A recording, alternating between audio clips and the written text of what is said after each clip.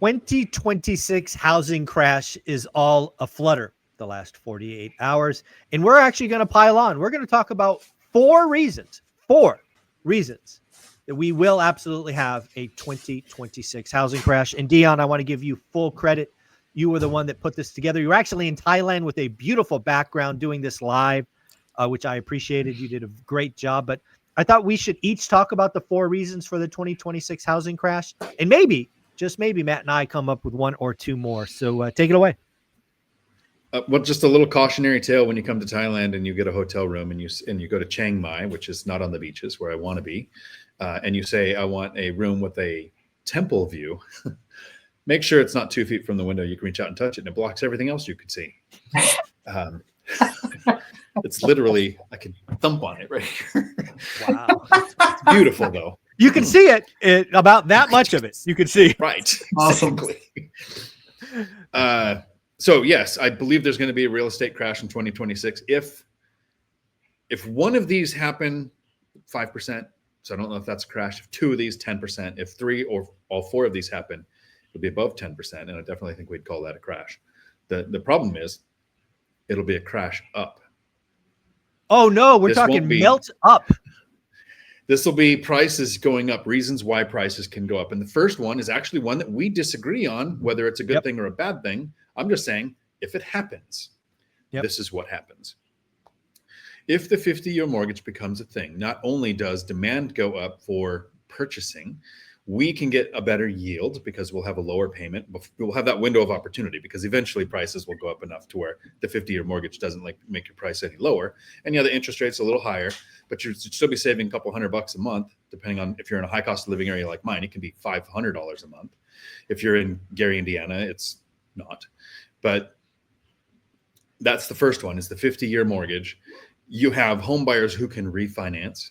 Mm-hmm. This might be able to get their home payment close enough to where they can do that thing that we don't recommend and pull out equity for vacations and RVs and whatever they're going to do. But some people will pull out equity to buy more properties, which creates two transactions using the mortgage on the house that they're in with the new interest rate or the new mortgage that's no longer in a lower rate or lower payment to add properties to it. So that's the first one that I think is the 50-year mortgage. Again, this is a great list. Talking crash up here again, folks, not crash down. I think we disagree on whether it's a good thing, but if you just step back and say that if the 50-year mortgage lands, I think you're absolutely right. It's just math. And the math, people are dumb. And the math says I can buy more house. It'll get competitive. People will be competing for scarce resources. And that means prices up. It's hard to argue. What do you think, Matt? Before we go to Matt really quick, just a quick caveat. I don't think people buy more house. I think they pay more for same house. Oh, agreed. That's what happens when we can get a lower. I meant buy more houses. Yes. Oh, yeah. Okay. Yes, I totally agree. Matt, yes, I expect this exact thing to happen because that's exactly how I vastly improved my wealth situation in the beginning part of COVID. I recognize that with 3.5% rates instead of 6.5% rates, that the property might be worth a little bit more, and that might translate to a little bit higher rents as well. And so I went on a buying spree. I refinanced 10 properties, and then a portfolio of 4. So I refinanced 24 properties to propel growth. I bought another 23 in 19 months. And that was all based on math. It was based on the fact that I was buying assets at 3.5. Now, towards the tail end, the pricing was higher. Towards the tail end, the rate got higher. But the rate was still in the 4s. And so that's when I then kind of abandoned it. And I was like, okay, the massive buy is over. But now there's still opportunistic buys, which is back down to 1 to 3 a year, just to keep on buying assets and acquiring assets, the great deals. But every single deal that came across the desk was a great deal. It was 23% return, 27% return, 32% return. There were these massive returns because rates were at 3.5 or 3.75 or 4. But I have 85% of my portfolio at sub 4% rates, fixed, nice. much like your portfolio. So the idea here is that our payments are locked in. We're good. The melt up absolutely will happen if there's that 50% mortgage that does actually come to market. It will take 3 to 6 months or so for that market to really adjust. And then at that point, Dion's 100% correct. People are going to be paying more money for exactly the same house because debt got cheaper. And people will be sitting there going, oh, it's still unaffordable. Yeah, I know. We get it. You know. All right, Dion, you're coming out hot. We all agree on number one. If that happens, prices going up. What do you got for number two in 2026? Well, the second one is what most people are hoping for, right? Not everybody likes the 50-year mortgage, and I'll just take it if it's an option, is if Jeremy Powell is leaving in April, and there are 12 positions and he only represents one, but if Trump gets to put his person in there that also wants low rates like he does, and enough things happen with unemployment and inflation to where we get rates to lower, that everybody keeps saying rates are going to come down, the same thing happens. Your payment can come down because most home buyers buy based on payment. Most investors buy based on yield, so you can increase the yield. And again, it's a window of opportunity. When rates come down, prices will start to go up. So you only have that window as an investor to get in there before that happens. And so as you respond to this, so if rates come down, because that's the plan, it's what Trump wants, it's what people are calling for in 2026 with the change of Powell. But so respond to that, but then think 50-year mortgage and lower rates. No, I see what you're doing here. You're compounding things. And again, each one of these stand alone is a demand generation, and then you compound them if they come together. So again, I think it's impossible to argue that that's incorrect. Powell will be out in April or May. I don't remember which of the day is, but he will be out. Trump will anoint somebody who is a dove. There is no question. And, I think there's a very good chance the rates are down. The question is how much. Right now, as of this morning, rates are 6.2%. I could see rates, Realtor or Redfin. Somebody's calling for 5.9. I'm actually calling for 5.75. So again, anything sub 6 is going to generate demand. We have physical evidence of that the last 3 years. Every time we touch 5.99, demand goes nuts. So I think you're right. Sub 6, game changing. Sub 6, I'm going to say at least likely, if not probable, in 2026. Matt, what say you? Sub 6, absolutely probable in 2026. Guaranteed. Put a mark on it. It's going sub 6 in 2026. Absolutely. The only question is that I think that there's more of a chance of it going sub 5 than there is of it going back over 6. Because I think what a lot of people... You mean over 7? I think is no over 6. So I think we go. So I think we could. There's zero chance we stay over 6. I think that's a higher. That's a less of a likelihood than we go under 5. So wow. Here's what I think happens. Most people don't understand that banks work on margin. So they borrow at X rate and they put it on the street at Y rate. Here's the crazy thing. Since the COVID repair, most banks are at 2.25 to 2.5 over what they borrow for. During COVID, part of the rate collapse was that they were only lending out at 1.5 or in some cases 1.25 over cost of funds. So what happens when the economy starts to get a little bit softer? These guys still need to lend money in order to be able to pay their debts. Wow. What ends up happening is it doesn't need to be just the Fed adjusting rates downward. It can literally be, you've got 1.25 of margin in a lot of banks sitting there. That means that just with a softness in economy, the Fed's charter being jobs, they drop it down. Then you see some banks that were doing it, they would be at 5.5 on a 2.5 or a 2.25 margin play. However, if they just drop it to 1.5 or even 1.75, you now have sub 5 debt available. And more importantly, you can also buy down the debt to get sub 5 really easily. Oh, I think you're absolutely right. I think if we go an average of 5.75, which I thought was a conservative call, really feels conservative now because you brought up great points. You'll be able to buy down to a 4.99, no question. Yeah, absolutely, you are. Yep. Yeah, you can get in the 4s. Yep. So you know what? I don't know if this is a fifth one yet because again, Dion's got 2 more to go through. But I think margin compression is its own answer. So that might be 2.5, or maybe Dion's throwing that one at us next. But that could be a net new one because you could have Fed cuts, new Fed chair, and bank margin compression. So we may have uncovered a fifth, but we'll see what Dion's got for the next 2. Yeah, the margin compression, a lot of people think when they think of how banks lend on margin, they think of how a business would do it. And there's a couple elements that are missing. It's mostly based on lender fear more than it's based on lender profit margin, because you have fractional lending. So they're not lending out dollar for dollar on what they're making. And then you have a lot of banks that will carry a mortgage they don't even make the interest on. They're just getting paid the fee for you making the payment. Yes, that's so right. There's a lot of that compression that can happen. Cool. The third thing, so first we did 50-year mortgage. Imagine being able to buy a 50-year mortgage down to 5.9. Like what that would do to payment. So price goes up there. Yeah. But the third one, and now there's only 9 states pushing for this. There's only 7 states with bills in committee. So who knows what's going to happen. But there are states pushing to remove or eliminate property taxes. And a lot of people are saying, well, it could never happen because we need the revenue. Well, places like Washington State, which is as blue as it gets, institutes a capital gains tax for the first time. Sales tax hits all kinds of things that it didn't used to. The CDL school that I worked at, you now have to pay sales tax to attend an in-person school.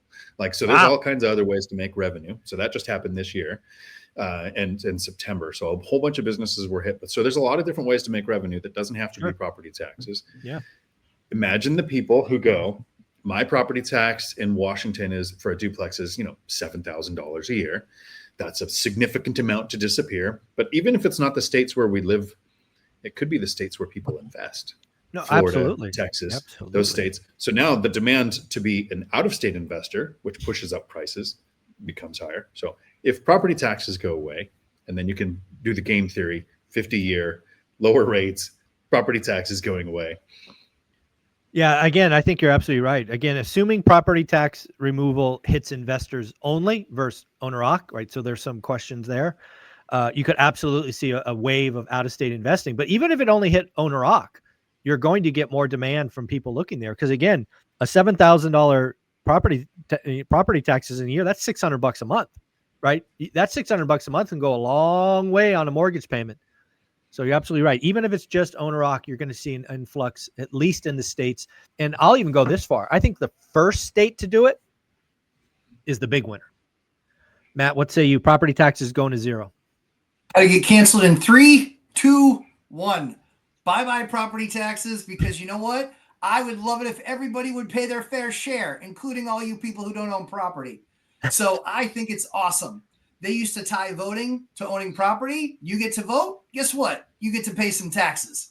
So I would love it. It would be, guys, just real quickly, indulge me. How much money a year do you think I pay in property taxes?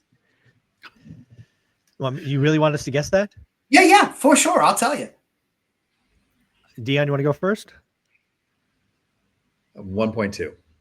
No, I'm going to go 280.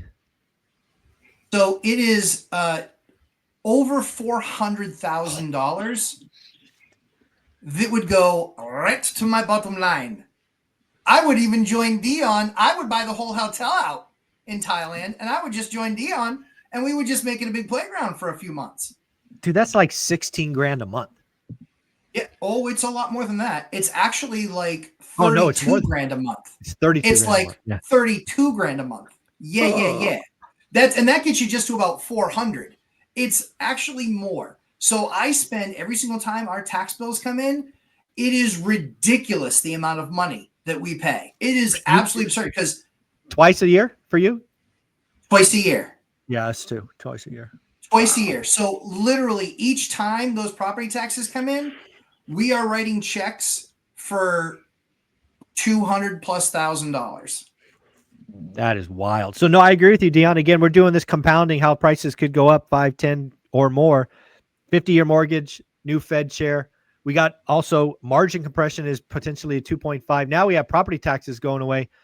Dion, you're on fire. You get all three of these things, and no doubt prices are going up. What's the curveball for number 4? So the fourth one is one that impacts the strategy that I've used in the last 2 purchases that I did. We had a window of opportunity where remote work became more of a thing than at any point in our lives. Right? Half a century-ish, we've all been alive. And since 2020, it's a recognizable percentage of the workforce. So it doesn't matter that it's only down to 44% of the workforce can work remote now. It was up to 46 for a while. But Those were people who didn't have to live in the cities where the work was. They could move out. So rents pushed up. So this is outside of major cities. So in cities, this could create demand going down, which makes it look like prices come down because the big apartments are mostly in cities. But further out, rents pushed up, but prices didn't, because remote workers were afraid they were going to get called back to the office. Mm-hmm. We're hitting 4 years now. This is called remote work stabilization. So the idea is the people are confident in my position. My niece did this. They moved to Texas. She has a remote job. It's my nephew and his niece-in-law, whatever she would be. But she has a remote job and he has a driving job. So they moved to Texas and they bought, because she knows it's been over 2 years. I'm absolutely confident I'm not getting called back to the office. My son's spouse has a remote job. They're looking to buy because she's confident they can buy anywhere, because she's fully confident she's not getting called back to the office. That's starting the trend. So that window of opportunity of rents being pushed up, but prices not, where I got 2 purchases, where my yield was better than most of my other properties because of that, that's going away. But what's going to happen? Home prices go up a little bit further out from the cities where the remote workers can live. Yeah. No, again, this is one you were on first and on right. Years ago, you made financial moves that really helped, shared it with the audience. It really helped. I agree. All 4 of these. And again, we'll throw in number 5 now, margin compression, because that's an extra. Matt, what do you think about remote work? And do you have any other ideas that might cause a spark in 2026 to the upside? I mean, the getting rid of the property tax is the biggest thing. Like, I'm in a state where there's no income tax, there's no sales tax. And so all of a sudden you remove the second largest line item to buying a house. The first and most expensive is the mortgage itself. So for me, that's one that really moves the needle. I can't think of any others in particular, other than, there's the idea that they might goose it and give a bunch of checks to first-time home buyers. There's opportunity that might happen. Any sort of a government involvement is never a good thing, because it feels good in the real beginning, and then it doesn't feel good after 90 or 180 days. And you're like, yep, everything took effect exactly like I did. One of the crazy things which was really interesting, we look at, and we as a family of 6 go out to eat up in New England, up in New Hampshire, and family of 6 is usually $120. Wow. It's usually about $20 a head, and that's including 4 kids. Right. So it's about $120. Here, I was pleasantly surprised, $70. Oh, Like, consistently, like the same type of sit down restaurants, the same type of stuff, $70. So if you look at the fact that it's also, geographically, it's a thing. We pay gas, and if you're in Nashville, you're paying $3.25 to $3.35 for gas. If you're just outside the county limits, you're paying $2.50 for gas. wow. It's that big of a difference. So I think that the melt up is going to come if the job thing doesn't become a thing. If there really is strength in jobs, I don't see that happening. But if there is strength in jobs, then it's going to bring that many more people. I know in Vancouver, I have good friends in Vancouver. They said, hey, typically, we're looking at a jobless rate under 30 years old of between 4 and 5%. Right now, it's between 14 and 15%. Yeah. Ouch. There's a lot of hurt in Canada, and there's a lot of stuff where all these people that pop on and go, oh, the U.S. is the worst country. Get a clue. Do like 5 seconds of research and get a clue. So I don't see anything melting up, or another contributing factor to melting up, unless it would be jobs or something like that, or massive government stimulus. Yeah, I think margin compression should be number 5, and I think number 6. This is what I had, and I'm just going to put it under housing emergency. Right. Mm-hmm. Again, we have heard President Trump, Scott Bessent, Polte all talk about, an upcoming declaration of housing emergency.